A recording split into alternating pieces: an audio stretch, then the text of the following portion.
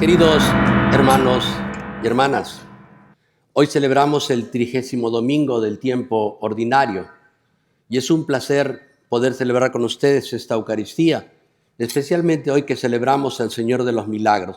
Pero quiero hacer una pregunta importante antes de comenzar, porque quiero saber cuántos peruanos hay aquí. Quiere decir que hay muchos que no saben exactamente cuál es la devoción del Señor de los Milagros. Y déjenme explicar entonces un poquito esta devoción para que todos podamos entender por qué lo celebramos, qué es el Señor de los Milagros. ¿Qué le llamamos el Cristo de Pachacamilla? Porque en la ciudad de Lima, muy antigua, hace 500 años, había un sector fuera de la ciudad donde se llamaba Pachacamilla. Dentro de ese sector de esclavos, un día un esclavo pintó a un Cristo. Empezaron a hacer fiestas y mezclaron un poco también el cristianismo con las danzas. Y entonces no les gustó esto a los que estaban por ahí y los denunciaron y empezaron a tratar de derrumbar a esta imagen. Y cuando trataron de derrumbar la primera, dice que subió, trató de despintarlo, dio escalofríos, todo, y salió corriendo. Dice que hasta el momento no se sabe dónde está. Pero fueron 3 veces que trataron de borrar la imagen. Y cuando a la tercera vez comprendieron que aquí había algo supernatural, y entonces declararon esto y hicieron una capilla, y así empezó lo que hoy día conocemos como la Iglesia de las Nazarenas en el Perú. Y esto de este esclavo que la pintó, esta imagen es la imagen que está el día de hoy en la Iglesia de Nazarenas. Pero sucede que hubo un terremoto en Lima en estos tiempos, estoy hablándose de 400 años más o menos. Y entonces pintaron una imagen del Señor que es una réplica de lo que está en las Nazarenas y salieron en procesión. Y pues se calmó la tierra.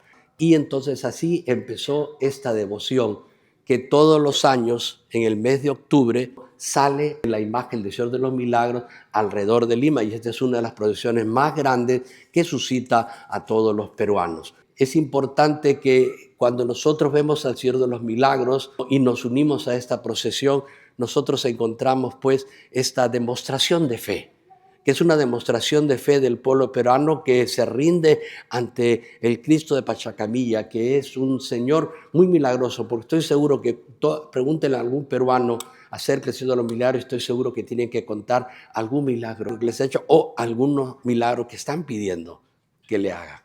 Porque el Señor, el Cristo de Pachacamilla, pues lo conocemos como el Señor de los Milagros, especialmente porque por los milagros que nos ha otorgado a cada uno de sus devotos. El Evangelio del día de hoy trae una parábola y tiene 2 personajes, un fariseo y un publicano.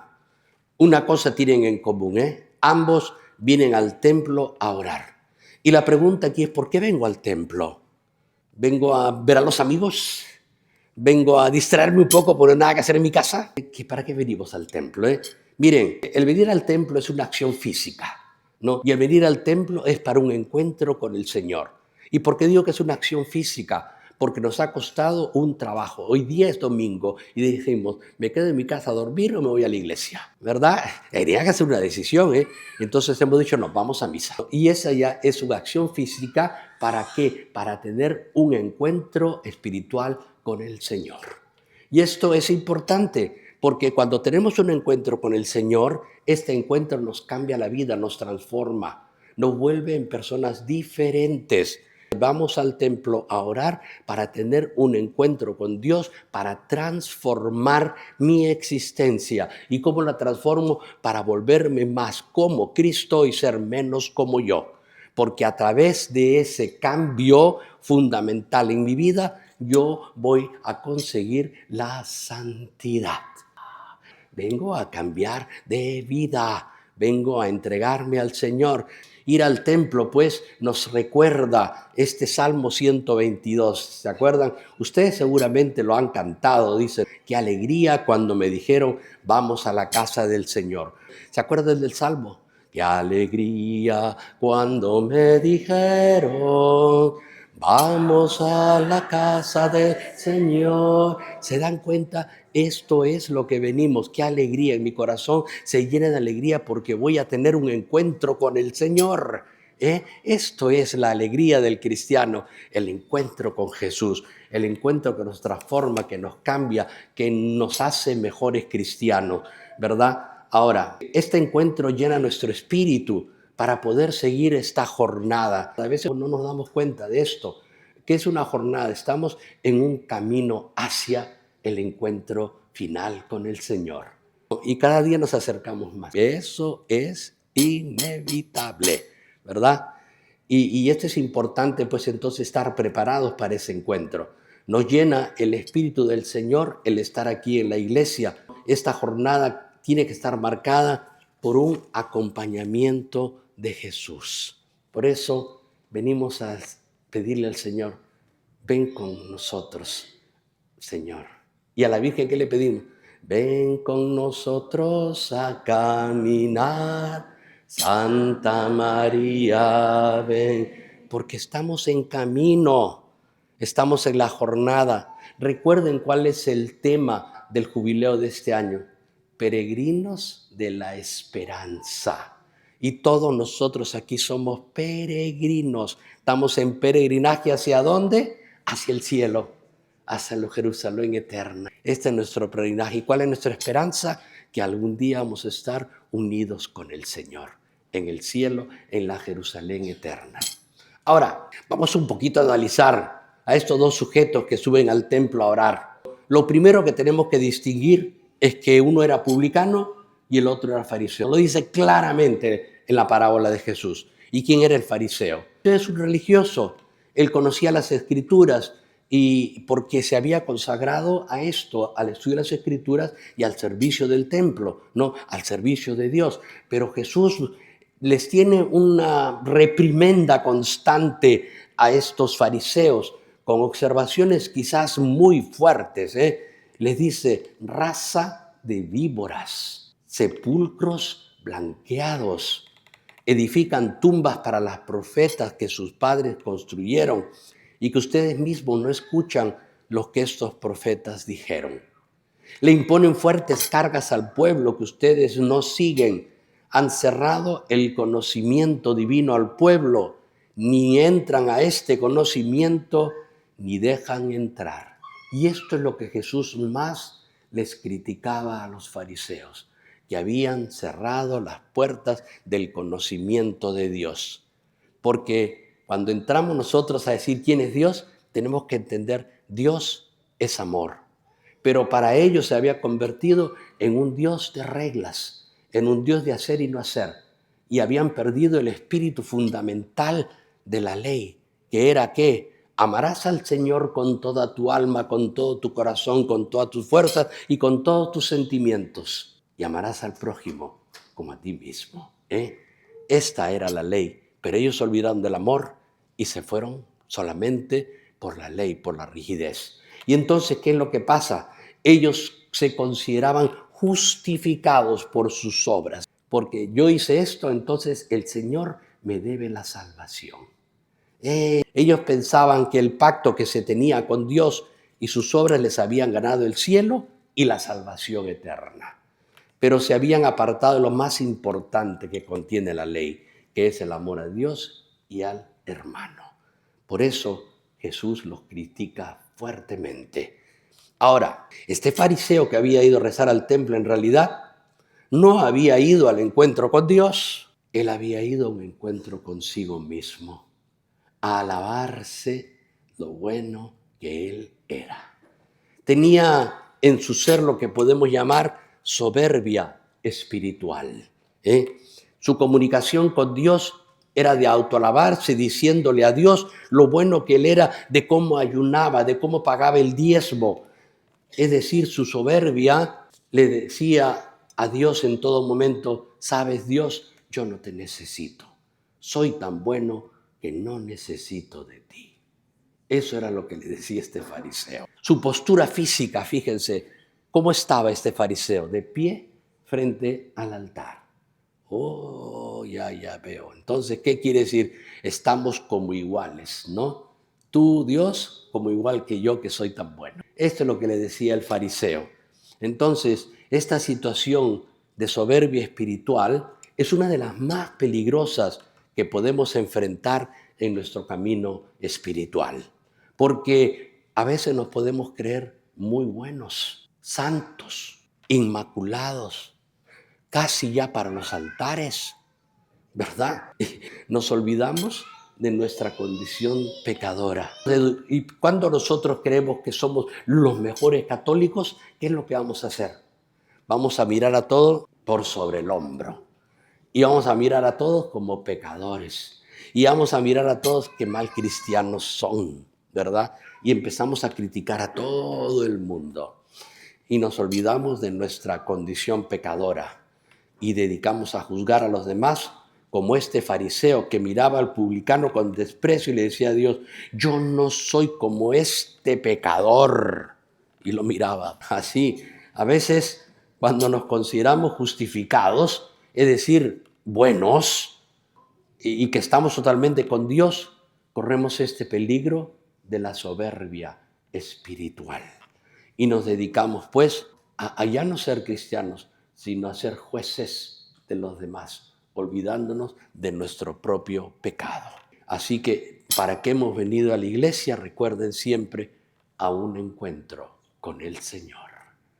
Por otro lado, tenemos a este publicano. ¿Y qué quiere decir un publicano? En la traducción sería un colector de impuestos. Mateo era un colector de impuestos. Después fue San Mateo. Los discípulos, cuando el Señor llama a Mateo, ese ya perdió la chaveta. ¿Cómo va a llamar a un fariseo, un pecador ahí? Dice, ¿cómo va a llamar a este colector de impuestos? ¿Por qué odiaban tanto a los colectores de impuestos? Por supuesto, le quitan la plata del bolsillo, ¿verdad? Ese es el primero. Pero aquí había algo más. Miren, los romanos eran muy pragmáticos. Ellos decían, miren, aquí vamos a ver, en este pueblo vamos a colectar nosotros $300,000. Entonces se iban donde el colector de impuestos, que era judío. Recuerden, ellos eran romanos y el pueblo judío estaba en ocupación. Entonces, ¿qué es lo que hacen? Miren, te voy a vender el derecho a colectar impuestos. Danos $200,000. Y se acabó. Pero te garantizamos nosotros, te damos los guardias, cosa que si no te pagan, le puedes romper las piernas. Entonces le vendían el derecho, pero estos colectores de impuestos podían sobrecargar, y eso es lo que hacían, sobrecargaban en la colección de impuestos. Entonces no solamente le cobraban de más, sino que entonces y nadie los quería. Nadie los quería porque los consideraban pecadores, impuros. Primero porque habían hecho pactos con los romanos y segundo porque explotaban a su pueblo, los judíos, hermanos. Entonces, ¿qué es lo que pasa? Miren, recuerden a Zaqueo. ¿Se acuerdan a Zaqueo? Zaqueo, un colector de impuestos. Pero este colector de impuestos tenía ganas de conocer a Jesús y quería verlo, ¿no? Y sabía que estaba pasando, pero él era chiquito, dice, como yo más o menos. Entonces se subió a un árbol y capta la atención de Jesús y le dice, Zaqueo, baja, hoy día voy a cenar en tu casa. Y Zaqueo se convierte, ¿eh? ¿Y qué le dice el Señor? Si yo he robado, voy a devolver todo lo que he robado y le voy a dar el doble a todos los pobres. Fíjense, ¿cuánto dinero tendría este Zaqueo que ofreció esta recompensa a todo el mundo? Pero ¿qué pasó con Zaqueo? Se había arrepentido. Y entonces, como se había arrepentido, primero, ¿qué es lo que ha sentido al arrepentirse? Confesar sus pecados, ¿verdad? Y cuando confiesa sus pecados, ¿qué hace la gracia de Dios y el perdón? Nosotros ya no queremos volver a lo mismo. Entonces, ¿qué es lo que tengo que tener en mi corazón? Propósito de enmienda. ¿Se acuerdan de cuando nosotros hacemos el acto de contrición después de cuando antes recibir la absolución? ¿Qué es lo que decimos? Y prefiero morir antes que pecar. Pero nos vamos por esa puerta y nos olvidamos de la promesa. Ese es el problema. Así que eso es importante, porque a veces nosotros nos olvidamos de una parte fundamental de lo que es el sacramento de la reconciliación. El sacramento de la reconciliación tiene un aspecto de sanación, nos sana espiritualmente. Entonces, ¿qué quiere decir cuando nos sana espiritualmente? Que al recibir la absolución del pecado, también nos da la gracia santificante que nos permite a nosotros luchar contra el pecado para que no volvamos a caer en ese pecado. ¿Se acuerdan ustedes de la mujer que fue sorprendida en adulterio. Y entonces se la llevan a Jesús y le dice, de acuerdo a la ley, esta mujer tiene que morir a piedradas. Y entonces Jesús le dice, aquel que tenga libre de pecado, tire la primera piedra. Y todos se fueron, empezando por los más viejos. Y entonces el Señor le dice, mujer, ¿dónde están los que te acusan? Se fueron, Señor. Entonces le dice, yo tampoco te acuso, vete y no peques más. ¿Se dan cuenta? Entonces aquí ha habido un perdón de los pecados y una gracia santificante para que esta mujer no vuelva a pecar más. Pero tenemos que coger esta gracia santificante para que nosotros podamos entender esta relación que tenemos con el Señor. Por eso es importante en este día entender que nosotros cuando vamos a la confesión tenemos que entrar en esa, primero, el dolor de haber pecado. Pero tengo que tener un arrepentimiento, porque cuando yo peco, ¿qué es lo que pasa? Me alejo del Señor. Y cuanto más grave es el pecado, entro a un mundo de oscuridad. Jesús nos rescata de las tinieblas para llevarnos a su luz admirable. Es decir, cuando nosotros estamos fuera de pecado, estamos viviendo en la luz de Cristo. Y entonces cuando estamos en el pecado, estamos en la oscuridad. Y esa oscuridad nos va llenando cada vez más y más, hundiéndonos en el mal. Por eso, lo primero que tengo que hacer que es arrepentirme. Pero ese arrepentimiento que me va a causar un dolor de entender que he ofendido al Señor, que he hecho cosas que no debo. Cuando tengo ese dolor, entonces yo puedo confesar mi pecado, porque he entendido que lo que yo he hecho no está bien y que no lo debo volver a hacer. Y entonces cuando yo recibo el perdón, lo recibo y prometo yo no volver a cometer ese pecado. Y lo puedo hacer, ¿por qué? Porque he recibido sanación, esa sanación espiritual que me permite a mí luchar contra ese pecado. Es la gracia santificante. Por eso, queridos hermanos, ¿qué es lo que pasa entonces cuando yo recibo esa gracia? Estoy listo ¿para qué? Para poder empezar mi proceso de conversión. Y es un proceso de conversión que nos dura toda la vida. El conocimiento del Señor no lo vamos a agotar hasta que estemos frente a frente de Él. Ese día el Señor nos revelará todo. Todo lo que tenemos que conocer nos lo revelará. Ahora vivimos a través de signos, a través de la fe, a través de los sacramentos. Pero el día que veamos al Señor, lo sabremos todo y conoceremos todo. Pero mientras tanto tenemos que vivir de acuerdo a la fe que tenemos en este momento. Entonces, ¿qué es lo que tengo que hacer yo para ser un buen cristiano? Lo primero que yo tengo que hacer es saber a qué tengo que renunciar, porque tengo que renunciar a las cosas que no le agradan a Dios. Yo les recomiendo algo, miren, hagan una lista. Todos saben de qué pie cojeamos. Sabemos a veces qué es lo que nosotros fallamos. Entonces, una lista, tengo que renunciar, que me gusta hablar mucho, que hoy me fijo en las cosas que no debo, yo no sé. Miren, y sigo hablando y de pronto me falta papel, ¿verdad? Entonces, sí, porque a veces nosotros, cuando no somos conscientes de nuestro pecado, pues como que no existe, ¿no? Pero sí, para poder crecer espiritualmente, tenemos que darnos cuenta de nuestro pecado. Y cuando nos damos cuenta de nuestro pecado, entonces lo ponemos en nuestra lista negra. Y esa lista negra es la que yo renuncio a mi maldad, renuncio a mi ambición, renuncio a mi codicia, renuncio a mi hablar mal de todo el mundo. Cada uno sabe lo que tiene que renunciar. Pero ustedes saben, cuando empezamos a renunciar a todas esas cosas que nos separan de Dios, ¿qué es lo que sucede? Existe un vaciamiento de nuestro corazón. ¿Y quién va a ocupar ese lugar? El amor de Dios. Entonces hay ahora sitio en mi alma para que entre el Señor. Y cuando el Señor entra, ¿qué es lo que pasa? Yo cambio. Ya no soy el mismo. Es como San Pablo que nos dice claramente, ya no es yo quien vive, sino es Cristo quien vive en mí. ¿Por qué? Porque el Señor ahora está en mi corazón y entonces puedo hacer las cosas buenas que el Señor hace. Y esto es lo más importante, porque en ese momento pues nos hemos convertido también en seres espirituales capaces de amar como el Señor ama. Porque cuando el Señor nos dice la ley del amor, Él la amplifica en el último momento en que estaba reunido con los apóstoles, antes de ir a rezar al jardín de Getsemaní. ¿Qué es lo que hace? Les doy un mandamiento nuevo. Ámense los unos a los otros como yo los he amado. ¿Y cómo nos amó el Señor? Con sacrificio extremo.